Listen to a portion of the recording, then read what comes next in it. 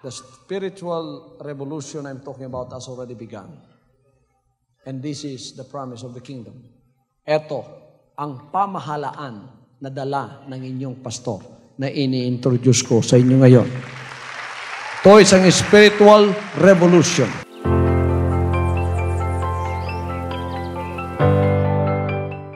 I want you to use your imagination for a moment. Think of a world at peace. Dahil ang lahat susunod sa karya ng Diyos, sasakupin niya ang buong sanlibutan to sa spiritual revolution na sinasabi ko. Dalawang batas lang ay patutupad. Love God with all your heart, with all your mind, with all your soul, with all your strength. Love your neighbor as yourself. Think of that for a moment. This is a world at peace. Wala nang alitan sa iyong kapwa. Sapagkat noong panahon yun, pwede kang ididemanda sa korte ng kaharian sa isang kasalanang hindi mo minahal ang kapitbahay mo. Halimbawa, may ulam ka, siya wala, hindi mo binigyan, pwede ka idemanda.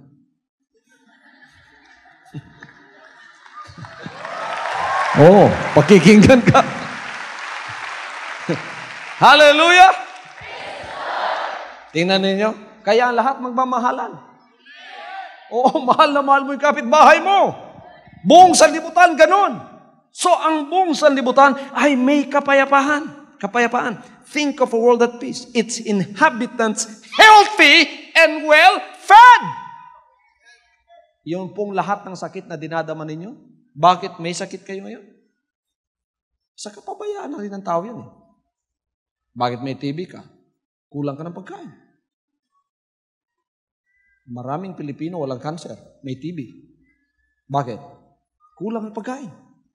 Maraming Amerikano may cancer, walang TB. Bakit? Sobrang pagkain!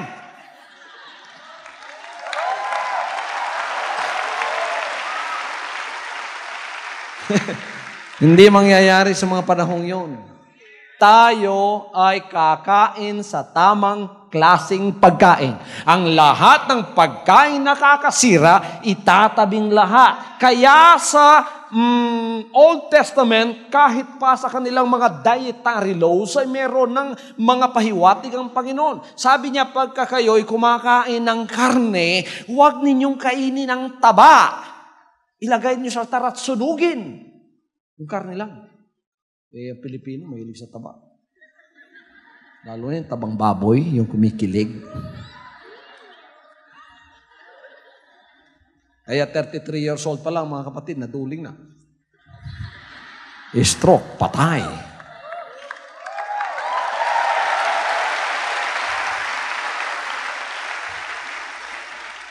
Kaya medyo kung nahihilo kayo, dukha naman kayo, at palakain kayo niyang baboy na yan, ng taba ng baboy, magpa-check up kayo, baka high blood kayo.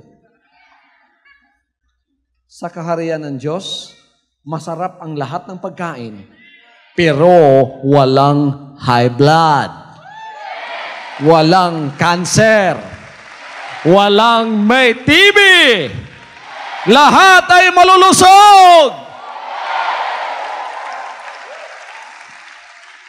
Sapagkat ang lahat ay may trabaho. And they are doing rewarding work. Yung trabaho ng trabaho, trabaho ng trabaho, tapos ang sweldo, mga kapatid, napakaliit. Tapos ang pagod-pagod ng katawan, napakaliit ng sweldo. Paano mong i-compensate sa pagod mo yung sweldo mong napakaliit? Alam ng Diyos yan. Alam ng ating hari yan. Kaya wala nang magde-demonstration doon sa Plaza Mendiola. Ibagsak ang rehimeng Marcos o kaya ibagsak ang rehimeng Estrada. Wala na po yan. Sapagkat ang worker sa panahong yon na umaararo, kahit pagod siya, pag-uwi sa bahay, ay meron po siyang isusupply para magiging malusog siyang palagi. Obrero ka nga naman, pagod-pagod mo mga kapatid, nandun ka sa factory, pagkatapos yung may-ari ng kumpanya, ang laki ng tiyan, sobra-sobra ng pera, ikaw obrero ka doon mga kapatid, napakalit ng sweldo mo, pag-uwi mo, ang mabibili mo, isang daing na tuyo! Paano ka hindi magkakatibin yan? Wala na po yung ganyan doon. Yung capital and labor, napakaganda ng relasyon. Wala na po itong nakikita natin paghahari ni Satanas sa espiritu ng mga tao, na yung tao, kung siya may-ari ng napakalaking kumpanya, habang siya kumikita ng malaki, lalong tumatakaw.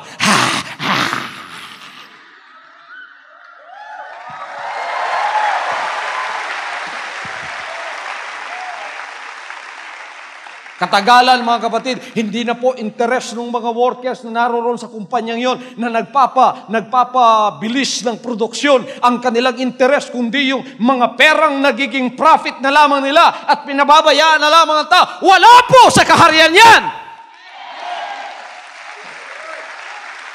Hallelujah! Tapos sasabihin nila nung mayari, bahala na kayo sa buhay nyo. Kaya may away ang labor at capital. Sa panahong yon, kung ano ang trabaho mo, magkakaroon ka ng reward ng ayon sa trabaho mo, na tamang-tama para sa iyo. Walang tamad naman sa panahong yon. Amen? Pupunta ka ngayon, squatter area na, pagpasok mo, doon pa ang lahat ng sugal nakikita mo. Mahjong, blackjack, baraha, pusoy. Naroon ang lahat ng drugs, naroon lahat ng tamad, ang lalaki ng katawan, pero wala ginagawa sa araw.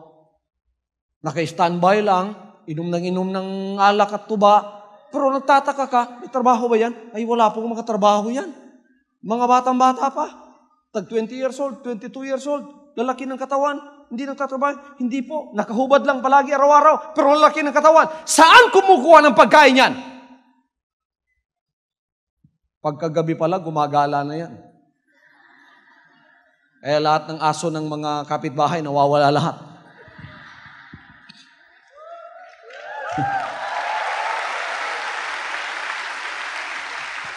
Pero pagka lumalakad, ang ganda-ganda ng mga suot, pero walang trabaho. Kaya pala, hindi ka pwedeng magsampay. Pagka sinampay mo, mga kapatid, pag ganun mo pa lang, yung sinampay mo, wala na. Sinusungkit na.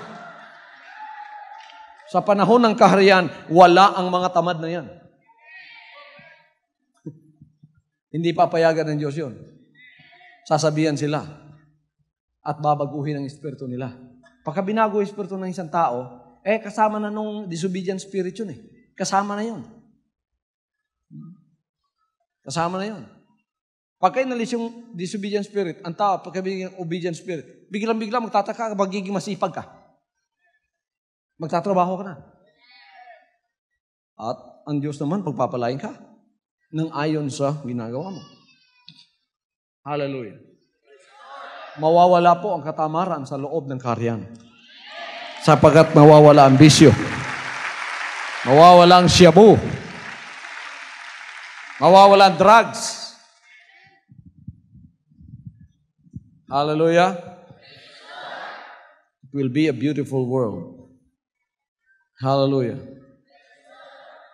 Imagine a world in which there is full employment. Imagine ninyo. Lahat may trabaho. Sino dito mawalan trabaho ngayon? Taas ang kamay. Okay, mahiya. Marami, no? Sa panahong yon, ang lahat ay magkakatrabaho. Pastor, wala po akong pinag-aralan, kaya ako hindi makapagtrabaho. Pastor, ako po ay nag-graduate ng college, pero sa apply ako, mga pastor, 1 taon na po ako nag-apply sa mga kumpanya. Wala pong tumatanggap sa akin sapagkat may nauna pa daw po sa akin at may nakapagbulong sa akin. Sinabi sa akin na, in this kind of a society, it is not what you know, but whom you know. Palakasan pala, kaya hindi makapasok. Sa kaharian, may pinag-aralan ka o wala, kung anong talent nasa sa iyo, gagamitin ng Diyos yun at bibigyan ka ng reward ng dahil dyan. Hindi ka nag-aral, marunong ka man maghugas ng bote, di doon ka ilalagay sa tagahugas ng botelya. Pero yung sweldo mo, malaki pa rin. Hindi ako marunong, pastor, pero meron po akong talent na manahi. Ilalagay ka ng Panginoon doon sa pananahi. Wala po akong pinag-aralan, pastor, pero marunong akong magluto. Lahat bibigyan trabaho sa kaharian ng Diyos. Pagpapalain ang lahat. Hallelujah. Sipin ninyo, a world at peace, a world in which there is full employment, where people are not exploited, and where a man can live long and a prosperous life. Sipin ninyo sa libutan yan. This is a spiritual revolution that the great leader has offered to us. And He came here because He wants you to have that kind of a life.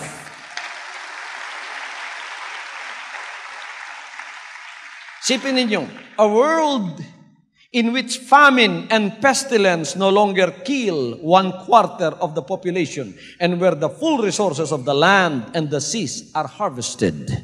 Already, you are getting a picture of the kingdom of God on earth. Hallelujah. Kaya, nakikita naman ninyo, sample lang mga kapatid ang sinasabi kong ito sa inyo. Prosbon sa libutan, gagawin ang buhay na Diyos yan. This is a spiritual revolution. Ito yung iba, nagiging revolutionary leader sila. Ito yung pinapangako nila doon sa kanilang mga sinasakupang mga sundalo. Tapos sasabihin lang, ito yung pinapangako kung magkakaroon ng utopia pagka tayo maghahari sa sanlibutan ito. Ipinangako na nga ni Pol Pot yan sa kanyang mga sundalong Khmer Rouge doon sa Cambodia.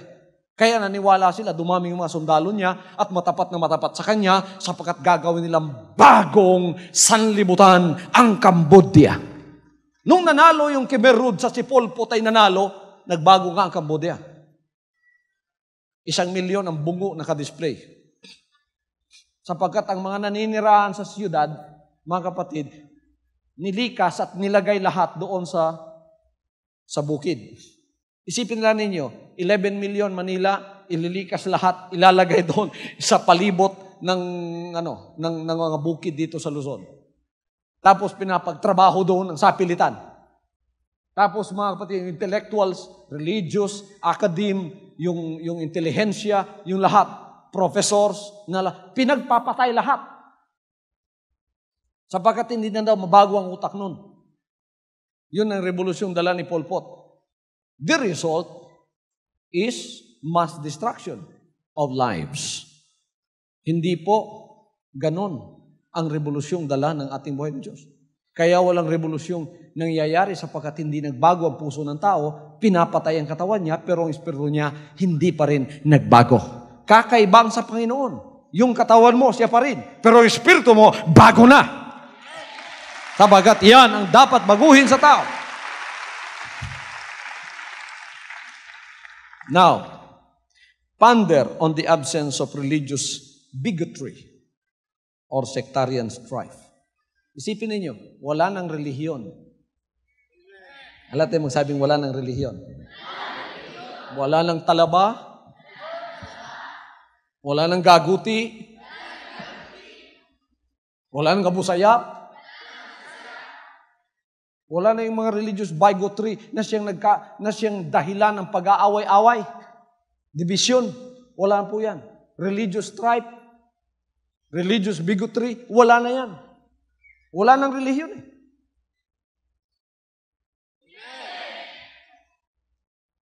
Wala nang sectarian strife. Wala na nag-aaway nang dahil sa mga doktrinang mali. Wala na yan. Isa lang ang susundin ng tao. Mahalin mo ang kapwa mo.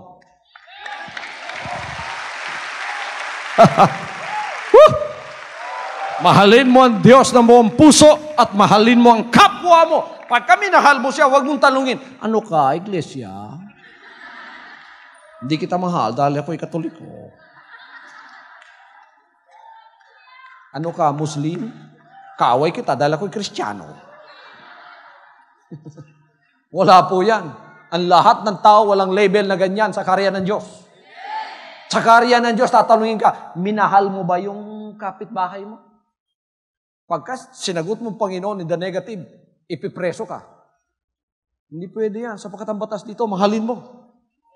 Matuto kang magmahal.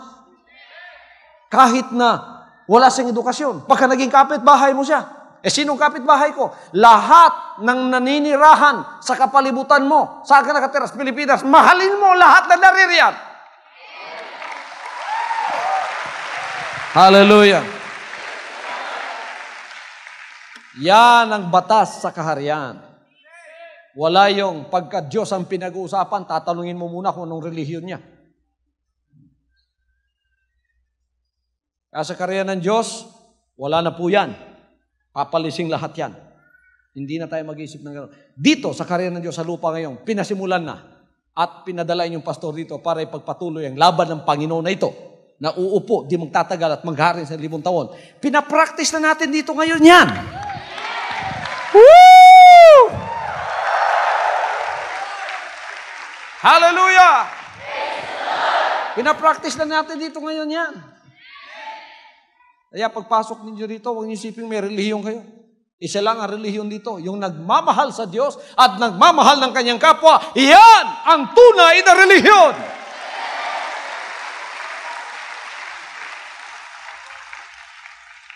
These are international laws that will be accepted with justice administered by fair-minded yet uncompromising judges. Conjure up a mental picture of life without terrorism and child abuse. Sipin ninyo, isang buong sanlibutan na walang terorismo. Wala nang terorismo. Wala nang nagdadala-dala pa ng baril tapos kumakatok sa bahay nyo sa hating gabi, nanginginig kayo. Lalo na pagka kumakahol na yung mga aso. Tapos may mga armado, pinapanginig nila tayo. Wala mga terorismo noon. Wala nang kidnapper noon. Hallelujah. Wala nang child abuse. Ngayon, mababasa ninyo. Gobyerno talaga ni Satanas, ano? Bata, pinatay, naaagnas na kita. Tapos nadakip yung pumatay. Naku, mukhang Satanas nga. 78 years old, ni-rape pa. Bago pinalo sa ulo. Biro ninyo. Tingnan niyo ang paghahari ni Satanas. Walang kinikilala. Puro ganun na lang nababasa natin araw-araw. Sa kaharian ng Diyos, walang mangyayaring ganyan. Hallelujah! Bakit nangyayari yon? Yon ang utos ng Espiritong hindi sumuko! Utos ng Espiritu yon na masuwayin. Yon ang utos, kaya pinapasurrender ng Panginoon yung Espiritong yun eh. Dahil ang Espiritong yun, puro kalokohan ang iniisip nun. Puro kalokohan ang gawa nun. Yun ang arsenal. Yun ang mga armas ni Satanas. Na pagka sinuko mo yun, lahat ng arsenal ni Satanas, lahat nung armas niya, naisuko mo na lahat. Lahat, kalokohan, kasama na ng Espiritong masuwayin na yun. Kaya, pagsisisi, ang pinapangaral ko. Pagsuko ng Espiritong yan, upang bigyan ka ng isang bagong Espiritong galing sa Kanya. Ponder a world where good neighborliness prevails and evil tendencies are discouraged, where governments establish good standards of behavior. Kaya namumuno, wala na pong mga korap dyan. Pagka may korap, naku, hindi siya makakalusot sa Panginoon. Pagka may nag-graft and corruption doon, dito pa pinapractice na yan. Kaya yung mga ministro natin dito, bawal tumanggap na yung binibigay ninyong personal sa kanila. Meron ba ministro dito nangungurakot sa inyong bahay?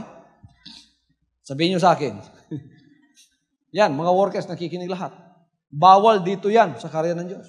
Na pagka bumupunta sila doon sa inyo, kahit magpapahiwatig man lang, hindi sila dapat magpahiwatig sapagkat pure spiritual service ang ginagawa nila para sa inyo. Kaya dinidiscourage ng ministering ito na i-corrupt ninyo yung mga ministro, yung mga workers. Huwag kayong magbigay directly sa kanila. Hindi namin pipigilin ng pag-ibig nyo. Kung halimbawa may pag-ibig kayo sa isang manggagawa, ilagay ninyo sa sobre, lagyan ninyo ng pangalan, put it in the offering box. And it will be the ministry to give it to them if they deserve it. Kasi ang ministry nakakaalam sa kanila. Asang halimbawa, Merong worker noon, maraming worker sa isang district. Yung mga bago pa at yung mga matagal na riyan. May nagpapagal at merong bago pa. Pag pinabaya mo yung judgment ng member, nakukurap yung ibang mga worker. Sapagkat ginagamit ninyo, kuminsan, yung emotion lang ninyo, hindi yung spiritual judgment nyo. Kaya mamahalin niyo yung isang worker na higit pa sa pagmamahal ninyo doon sa iba. Nakursunadahan kita, brad, paborito kita, kaya ikaw ang aking bibigyan palagi ng love gift. Praise the Lord! Damit, pagka nagbe-birthday, binibirthday yan pa. Pero itong isang worker, nagpapagal, hindi mo lang nakursunadahan. Hindi mo lang naging paborito. So, nagkakaroon ng imbalance sa judgment. Kung palaging magkakaroon ng ganun, makukurap silang lahat. Magiging kagaya silang lahat nitong kinukurap na isa. Masisira po yung espiritu ng ministry, ng pagkakaisa. Kaya pinagbabawal yun. Kaya walang corruption sa kaharian. Hallelujah! Ngayon, kung kayo'y nagbibigay, nilagay niyo sa sobre, para ito kay brother kay sister then the ministry will be the one to judge if the ministry will give it to them if they deserve it. Minsan yung nagpapagal, isang worker, siyang walang natatanggap during birthday niya. Itong nagpapalapad ng papel na worker doon sa member, etong maraming tinatanggap. Hindi po maaari yun. Kailangan pantay. Kaya ang pastor nyo, pagka nagbibigay sa worker, pagka binigyan ko isa, bibigyan ko lahat.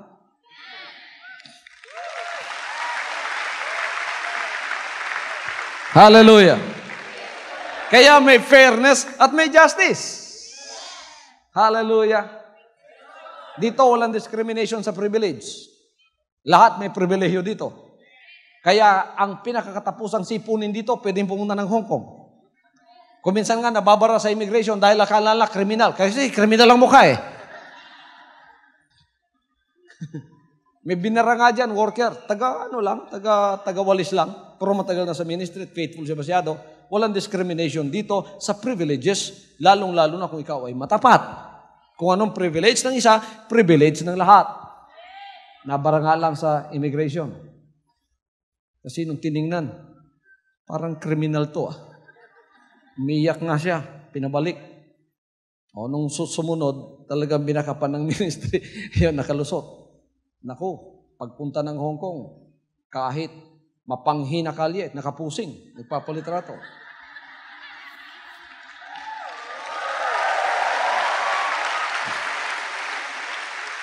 Pero, wala ring discrimination sa punishment. Pagka nagkasalang worker dito, sino man siya, maging coordinator man siya, maging pinakakatapusan man siya, silang lahat ay dumadaan sa disiplina. Yan ang kapamaraanan ng ating buhay na Diyos. Kaya may fairness, may justice sa kaharian ng ating buhay na Diyos. Hallelujah. Establish good standards of behavior and implement just forms of retribution. That will be the kingdom of God on earth. Ito yung revolusyon na dala ng ating great leader. Sino ang ating great leader sa revolusyon ito? Sino kanya itatasan ngayon? Hindi nyo kilala yung inatasan niya ngayon? Upang ipagpatuloy ang laban ng revolusyong espiritual na ito? Para sa iba, the kingdom of God is just a vague hope that one day man will bring about a state of happiness on earth. Para sa iba, akala nila it's just a state of the spirit. To others, the kingdom of God is a dream of heavenly bliss in the skies. But the realist, us, tayo, mga tao ng Diyos dito, knows that the aspirations of men are not producing a better world for us or our children. And anyone who reads the Bible carefully knows that there is no evidence for the common belief in an afterlife in heaven.